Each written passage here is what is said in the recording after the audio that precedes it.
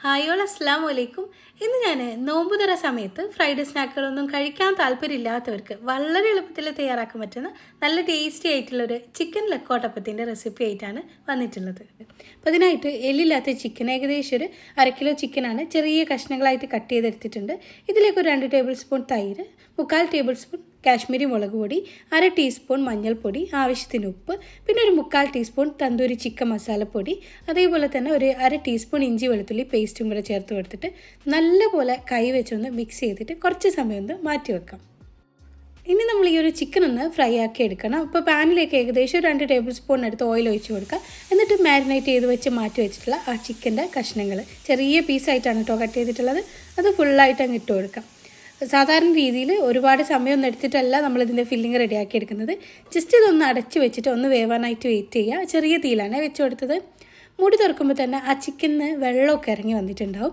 അത് നമ്മൾ തീ ഒന്ന് കൂട്ടി വെച്ചിട്ട് ഒന്നങ്ങ് ഡ്രൈ ആക്കി എടുക്കണം. തീ കൂട്ടി വെക്കുന്ന സമയത്ത് തന്നെ ആ വെള്ളം പെട്ടെന്ന് വറ്റിക്കൊള്ളൂ കേട്ടോ. ഒരുപാട് സമയമൊന്നും എടുക്കരുത്. ഹൈ ഫ്ലെയിമിൽ വെച്ച് ചെയ്യണം. അല്ലാന്നുണ്ടെങ്കിൽ ചിക്കൻ ആ ഒരു റബ്ബറിൻ്റെ കഷ്ണങ്ങൾ പോലെ ആയിപ്പോവും.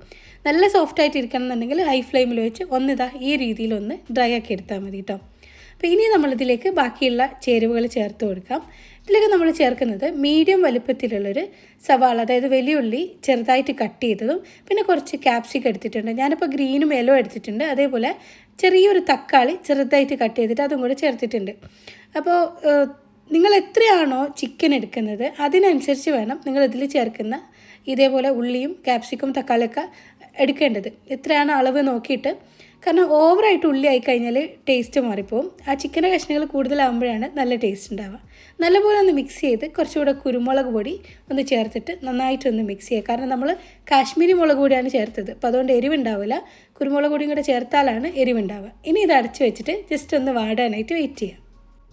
ചെറിയ തീയിൽ കുറച്ച് സമയം ഒന്ന് അടച്ച് വെച്ചാൽ മതി കേട്ടോ. ഒരുപാട് അങ്ങ് വാട്ടരുത്. നമുക്ക് ഇടയ്ക്ക് ആ ഒരു ഉള്ളിയും ക്യാപ്സിക്കത്തിൻ്റെ ഒക്കെ ഒരു ബൈറ്റ് കിട്ടണം. ഈ ഒരു രീതിയിൽ മതി കേട്ടോ. ഇത്രയേ ഉള്ളൂ. ഉപ്പ് വേണമെങ്കിൽ ചെക്ക് ചെയ്തിട്ട് ചേർത്താൽ മതി. നമ്മുടെ ഫില്ലിങ് റെഡിയായി. ഇനി നമ്മളൊരു ബാറ്റർ റെഡിയാക്കി എടുക്കണം. മിക്സിയുടെ ജാറിലേക്ക് 2 മുട്ട പൊട്ടിച്ച് വയ്ക്കുന്നുണ്ട്. കൂടെ തന്നെ 1/2 കപ്പ് പാല് ചേർക്കുന്നുണ്ട്. റൂം ടെമ്പറേച്ചറുള്ള പാലാണ്. ഇതിലേക്ക് ഒരു 1/2 കപ്പ് വെള്ളവും ചേർത്ത് കൊടുക്കാം. ഏത് കപ്പിലാണോ നിങ്ങൾ പാലും വെള്ളവും കളന്നെടുക്കുന്നത് അതേ കപ്പിൽ 1 കപ്പ് മൈദ ചേർത്ത് കൊടുക്കാം. അപ്പോൾ പാലും വെള്ളവും കൂടെ 1 കപ്പാണുള്ളത്. അപ്പോൾ നിങ്ങളുടെ കയ്യിൽ പാലില്ല എന്നുണ്ടെങ്കിൽ 1 കപ്പ് വെള്ളം ചേർത്ത് കൊടുക്കാം കേട്ടോ. കുഴപ്പമൊന്നുമില്ല. ഇനി ഫുള്ളായിട്ട് പാല് ചേർക്കണം എന്നുണ്ടെങ്കിൽ 1 കപ്പ് പാലും ചേർത്ത് കൊടുക്കാം. ആവശ്യത്തിന് ഉപ്പ് ചേർത്തിട്ട് നന്നായിട്ട് ഇതൊന്ന് അടിച്ചെടുക്കാം. ഈ ഒരു ബാറ്റർ മിക്സിയിൽ തന്നെ റെഡിയാക്കണമെന്നൊന്നും ഇല്ല കേട്ടോ. നിങ്ങൾക്ക് എല്ലാം കൂടെ ഒരു ബൗളിലേക്ക് പൊട്ടിച്ചൊഴിച്ചിട്ട് നല്ലപോലെ ഒന്ന് കലക്കിയെടുത്താലും മതി. മിക്സിയിലാകുമ്പോൾ കട്ടയില്ലാതെ നന്നായിട്ട് തന്നെ ഇതാ മിക്സ് ആയി കിട്ടും. ഈ ഒരു തിക്നെസ്സിലാണ് ബാറ്റർ വേണ്ടത്. ദോശനേക്കാൾ കുറച്ചുകൂടെ ലൂസായിട്ടുള്ള ബാറ്ററാണ്.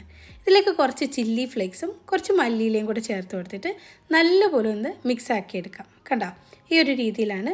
ഇനി നമ്മൾ സാധാരണ രീതിയിൽ ദോശ ചുട്ടെടുക്കുന്ന പോലെ തന്നെ ഓരോ തവിയും മാവ് ഒഴിച്ചിട്ട് നല്ല തിന്നായിട്ട് നിങ്ങൾക്ക് എത്രത്തോളം നേർമയിൽ പരത്താൻ കഴിയുമോ അത്രയും നേർമയിൽ ഒന്ന് പരത്തിയെടുക്കാം. ഒരു ഭാഗം ഒന്ന് റെഡി ആകുമ്പോൾ പെട്ടെന്ന് തന്നെ നമുക്ക് തിരിച്ചിട്ട് കൊടുക്കാം. ഒരുപാട് അങ്ങ് കുക്ക് ചെയ്യേണ്ട കേട്ടോ. ജസ്റ്റ് ഒന്ന് വാടി വന്നാൽ മതി, അതായത് ജസ്റ്റ് ഒന്ന് കുക്കായി വന്നാൽ മതി. ഈ ഒരു രീതിയിലായി കഴിഞ്ഞാൽ എടുത്ത് നമുക്കിതാ ഒരു പ്ലേറ്റിലോട്ട് വെച്ച് കൊടുത്തിട്ടുണ്ട്. ഇതിൻ്റെ ഈ ഒരു മല്ലിയില കാണുന്ന ഭാഗം ഒന്ന് തിരിച്ചിട്ട് കൊടുക്കാം കേട്ടോ. അങ്ങനെ ആകുമ്പോഴാണ് റോൾ ചെയ്യുമ്പോൾ കാണാൻ നല്ല ഭംഗി ഉണ്ടാവാൻ. ഈ അടിഭാഗത്താണ് നമ്മൾ ഫില്ലിങ് വെച്ച് കൊടുക്കുന്നത്. സാധാരണയായിട്ട് ലക്കോട്ടപ്പം എന്ന് പറയുമ്പോൾ സ്ക്വയറായിട്ടാണ് മടക്കുന്നത്. അപ്പോൾ ഞാനിപ്പോൾ ഇത് റോളായിട്ടാണ് ചെയ്യുന്നത്. നിങ്ങൾക്ക് അങ്ങനെ വേണമെങ്കിൽ സ്ക്വയറായിട്ട് മടക്കിയെടുക്കാം, അല്ലാന്നുണ്ടെങ്കിൽ ഇതേപോലെ റോളാക്കി എടുത്താൽ മതി. നേരത്തെ ഞാൻ ദോശ ചുട്ട് മാറ്റി വെച്ചിട്ടുള്ള ആ സെയിം പാനിൽ കുറച്ച് ഓയിലൊന്ന് സ്പ്രെഡ് ചെയ്ത് കൊടുക്കുന്നുണ്ട്. ഇനി എല്ലാ റോളും ഇതിലേക്കൊന്ന് വെച്ച് കൊടുക്കുക. ചെറിയ തീയിലൊന്ന് എല്ലാ ഭാഗവും ഒന്ന് മൊരിച്ചെടുക്കാം. ഇങ്ങനെ ചെയ്യണമെന്ന് ഒട്ടും നിർബന്ധമില്ല. നിങ്ങൾക്ക് തീരെ ഓയിൽ വേണ്ടാത്തവരാണെന്നുണ്ടെങ്കിൽ ഇതൊന്നും ചെയ്യാതെ തന്നെ പ്ലെയിൻ ആയിട്ട് ഇതാ ആ ഒരു റോള് അങ്ങനെ തന്നെ അങ്ങ് കഴിക്കാവുന്നതാണ് കേട്ടോ. പക്ഷേ കുറച്ചും കൂടെ ഒന്ന് ക്രിസ്പി ആവാൻ വേണ്ടിയിട്ടാണ് നമ്മൾ കുറച്ച് ഓയിലൊന്ന് ഒഴിച്ചിട്ട് ഇതാ ഇതേപോലെ ഒന്നങ്ങ് മൊരിച്ചെടുക്കുന്നത്. അതാകുമ്പോൾ കഴിക്കുമ്പോൾ ഒരു പ്രത്യേക ക്രിസ്പി ആയിട്ടുള്ള ടേസ്റ്റ് ഉണ്ടാവും കേട്ടോ. ഒരു ക്രിസ്പിനെസ് ഉണ്ടാകുമ്പോൾ നമുക്ക് കഴിക്കാൻ തന്നെ ഒരു സുഖമായിരിക്കും. അപ്പോൾ അതിന് വേണ്ടിയിട്ട് മാത്രമാണ് ഓരോ ഭാഗം ഒന്ന് തിരിച്ചിട്ട് കളറാക്കിയെടുക്കുന്നത്. ഈ മാവ് കുക്കാവണമെന്നൊന്നും ഇല്ല കേട്ടോ. ജസ്റ്റ് എല്ലാ ഭാഗവും ഒന്ന് കളറാവുന്ന വരെ വെയിറ്റ് ചെയ്താൽ മതി. ഇത്രയേ ഉള്ളൂ. വളരെ സിമ്പിളായിട്ട് തയ്യാറാക്കി എടുക്കാൻ പറ്റുന്ന നല്ല ടേസ്റ്റി ആയിട്ടുള്ളൊരു ചിക്കൻ ലക്കോട്ടപ്പമാണ്. അപ്പോൾ എല്ലാവരും ഒന്ന് ട്രൈ ചെയ്ത് നോക്കുക. ട്രൈ ചെയ്യുന്ന സമയത്ത് ഫീഡ്ബാക്കുകൾ അറിയിക്കാനായിട്ട് മറന്നു പോകല്ലോ കേട്ടോ. അപ്പോൾ ഇൻഷാ അല്ലാഹ് മറ്റൊരു നല്ല വീഡിയോയിലൂടെ വീണ്ടും കാണാം.